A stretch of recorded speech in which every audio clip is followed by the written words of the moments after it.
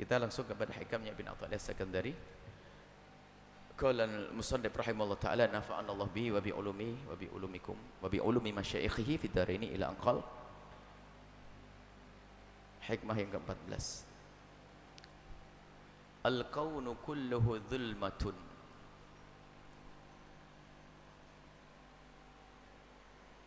Semesta ini pada dasarnya adalah gelap gulita.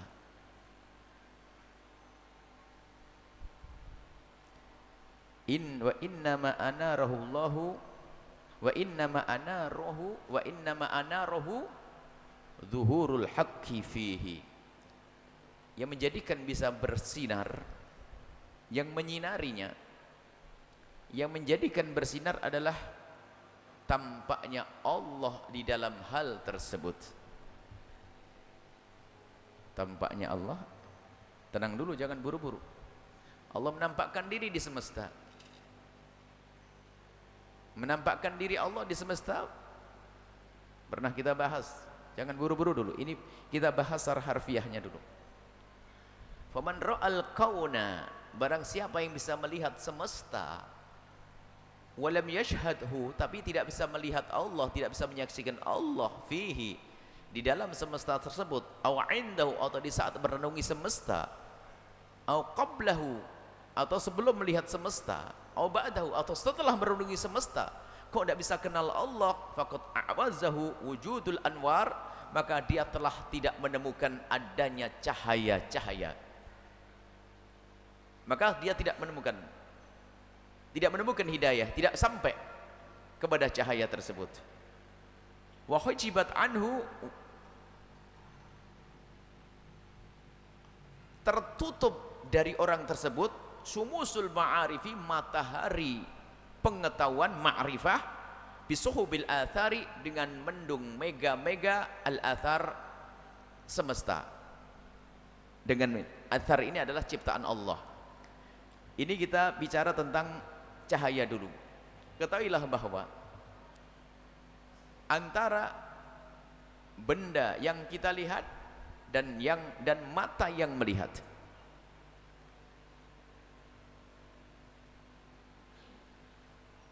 untuk kita bisa melihat, maka tidak cukup dengan keberadaan benda tersebut lalu kita bisa melihat. Biarpun mata kita tajam, benar, sehat, nggak ada trakumnya, nggak ada min, nggak ada plusnya, maka kita tidak akan bisa melihat benda segede apapun jika tidak ada sinar atau cahaya. Coba dimatikan lampu, nggak kelihatan tiang segede ini, padahal tiangnya ada tiangnya. Mataku sehat, saya periksa ke dokter nggak ada sehat, tapi saya tidak bisa melihat. Karena apa? Tidak ada cahaya. Maka cahaya itulah, dari sehatnya mata dan adanya cahaya, adanya benda, baru nanti kita bisa melihat benda tersebut. Cahaya seperti apapun, kalau tidak ada benda, nggak akan terlihat sebagai cahaya. Coba, cahaya tidak akan terlihat kecuali adanya benda. Matahari yang bersinar, coba, di mana kita bisa melihat sinar matahari? Kecuali di saat bersentuhan dengan di saat ketemu dengan yang namanya benda. Ada ke halaman sana, ada sinar matahari, baru Anda lihat ini, ketahuan sinar. Kilat enggak kilat? Baru ada, oh ada, itu debu namanya. Sinar tidak bisa terlihat kecuali di saat bertemu dengan benda. Sinar bertemu dengan benda, baru mata bisa melihat. Jadi semesta itu, ini Ibn Athaillah As-Sakandari mengajak berpikir dohir dunia, baru diajak hubungan kita dengan Allah.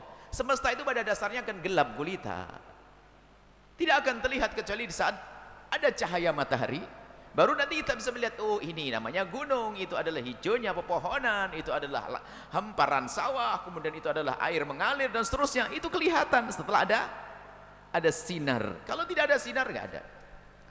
Baik, setelah ada sinar yang terang benderang begitu loh, kok kamu tidak bisa melihat, maka ketahuilah itu matamu yang rusak. Sudah jelas tuh, lihat, orang semua bilang hijau dan sebagainya. Lah kok masih belum bisa melihat, berarti dirimu yang rusak. Jangan berkata lalu, oh nggak ada sinar, nggak ada benda. Oh banyak, itu ada, cuman matamu tidak bisa melihat. Jadi seperti itu. Artinya apa? Biarpun terang benderang, jika mata kita adalah tidak benar, kita tidak akan bisa melihatnya. Berarti atau mata benar tapi tidak bisa melihat karena ada sesuatu yang menghalangi kita. Sesuatu yang menghalangi kita. Kalau saya lagi pakai kacamata ini hanya alat untuk melihat. Kalau alat saya ini kelihatan, saya tidak bisa melihat jadinya, kan begitu. Coba. Kotor sedikit saja sudah gak nyaman, apalagi kelihatan. Saya tidak kelihatan kalau ada kaca di sini sudah, maka alat. Berarti ada yang dilihat di sana. Lah alat ini kalau nggak benar, ya nggak bisa kita sampai menjadi hijab. Maka jadikanlah alat itu alat untuk bisa melihat, dibersihkan. Kalau saya pengen lihat kaca, ya jangan dipakai, keluarkan dilihat. Baik, ini artinya apa? Semesta ini pada dasarnya adalah gelap kecuali di saat ada cahaya. Lalu di sini Ibn Athaillah Sekandari mengajak kita merenung untuk kita sampai kenal kepada Allah dengan dialog urusan semesta ini. Semesta ini pada dasarnya gelap kecuali di saat Allah telah memberikan sinar. Allah menyalakan baru kelihatan. Jadi adanya semesta ini adalah karena Allah. Allah nurus samawati wal ardi, Allah munawwirus samawati, Allah yang menjadikan jelas terang benderang semesta ini adalah Allah Subhanahu wa taala. Kemudian faman ra'al kauna. Nah ini. Jadi adanya semesta, sinar ini Allah yang kasih, dan adanya semesta ini Allah yang mengadakannya. Gelap di sini bisa dimaknai tidak terlihat, gelap di sini dimaknai tidak ada. Lalu Allah yang mengadakannya. Semesta pada dasarnya tidak ada. Kita sudah bicara tentang wujud Allah. Semesta ini dari tidak ada diadakan oleh Allah. Maka semesta ini mula-mula adalah tidak ada. Kemudian setelah itu diadakan oleh Allah. Nah, barang siapa yang bisa melihat semesta tidak bisa melihat Allah, telah buta matanya, mata hatinya. Tidak usah kemarin kita bahas sebelum masalah maknawinya, masalah hati. Pulpen yang saya pegang, pulpen yang saya pegang ini ada yang menciptakannya. Kalau tiba-tiba ada di antara yang hadir berkata bahwasanya pulpen ini tidak ada yang menciptakan, artinya apa?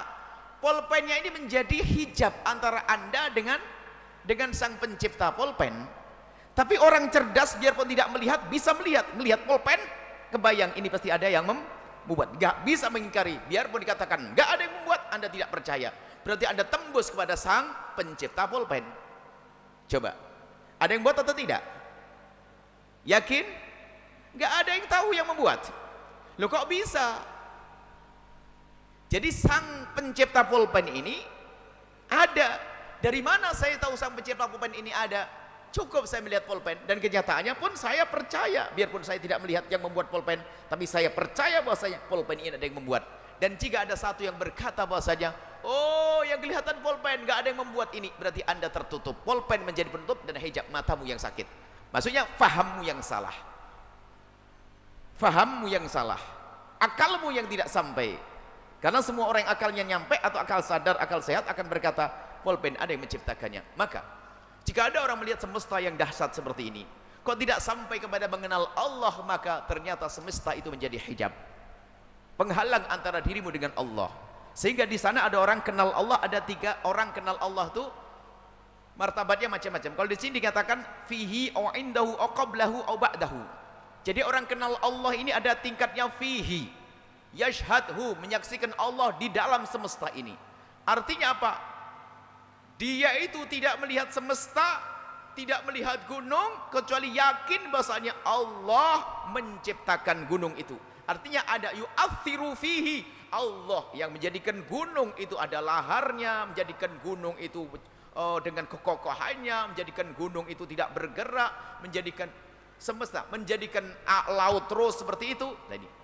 Jadi dia punya keyakinan bahwasanya Allah berperan di sini, yaitu yang menciptakannya sekaligus yang menjaganya.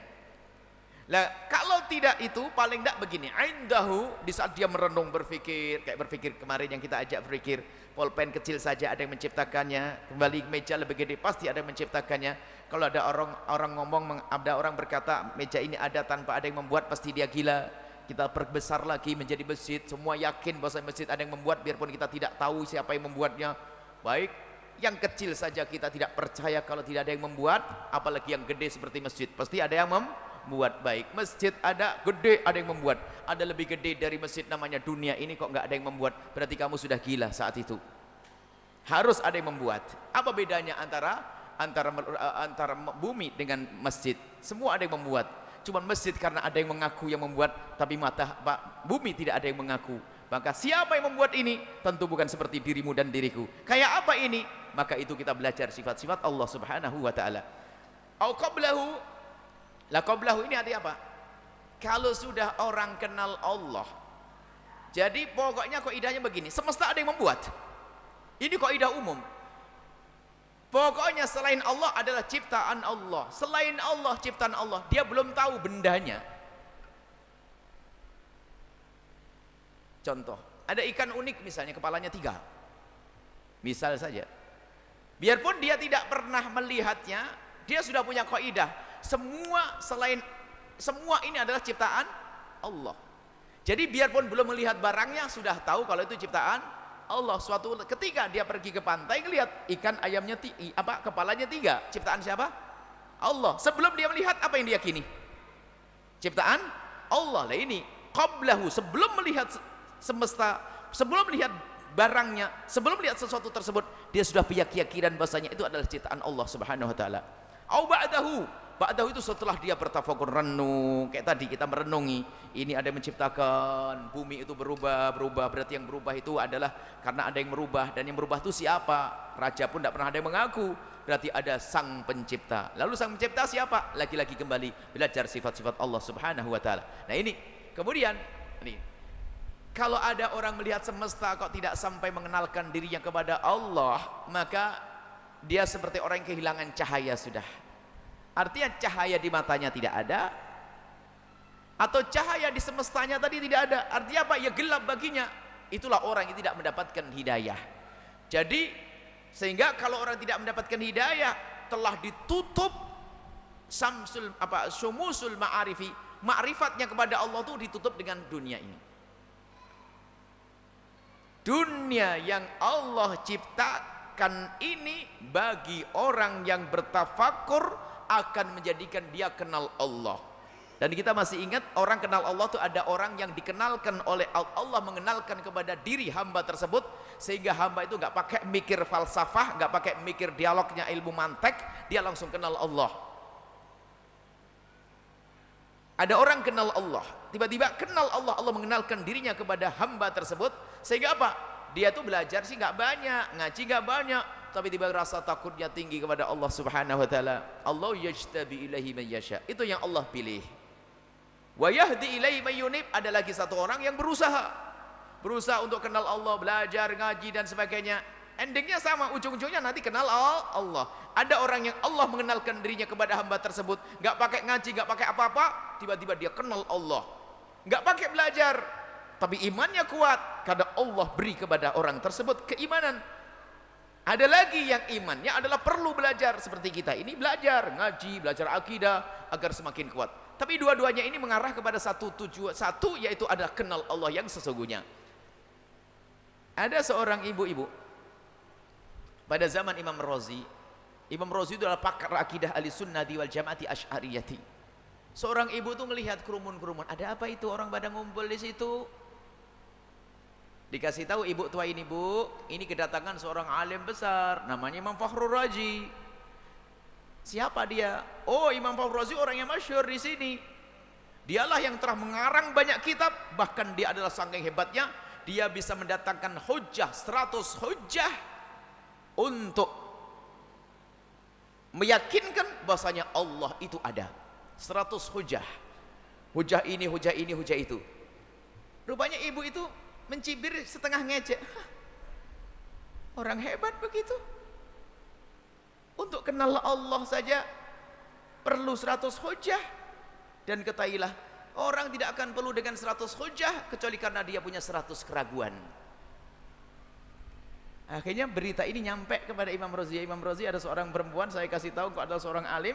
Ternyata dia mencibir dan berkata, kenal Allah saja kok susah banget pakai 100 hujah. Kok pakai 100 hujah? Kok repot banget kenal Allah pakai 100 hujah?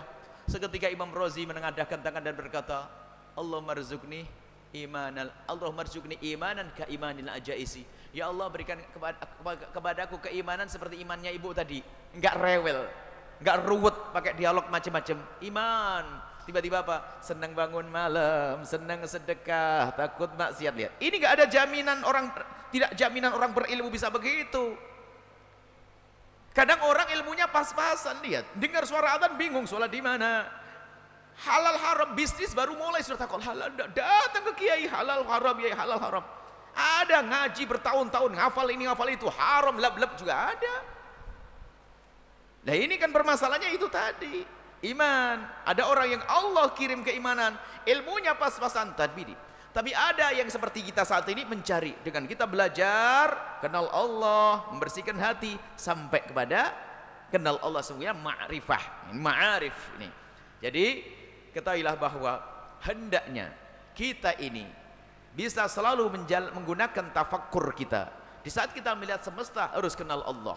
Lihat semesta, kenal Allah, kenal Allah, kenal Allah. Kemudian yang kedua adalah hendaknya di antara kita ini jangan sampai menjadikan dunia ini hijab untuk melihat Allah. Hijab untuk melihat Allah, akan tapi jadikan duniamu itu untuk kenal Allah. Bagaimana menjadikan dunia untuk kenal Allah? Kekayaanmu itu sebetulnya, gini, kaidahnya, Allah tidak memberikan kekayaan kepada seorang hamba kecuali karena Allah ingin menghendaki hamba tersebut cepat meluncur kepada Allah dengan kekayaannya. Makanya yang sadar dengan kekayaannya, aku diberi Allah kekayaan, kekayaanku tidak boleh menjadi penghalang antara aku dengan Allah, maka akan aku gunakan meluncur kepada Allah sehingga membangun pesantren, bangun masjid, nyantuni orang-orang fakir dan seterusnya. Nah ini melek sehingga dunianya tidak menjadi hijab. Pangkatnya pun demikian, apapun yang Allah berikan kepada kita adalah dunia, pangkat dunia, ilmu ini masih dunia.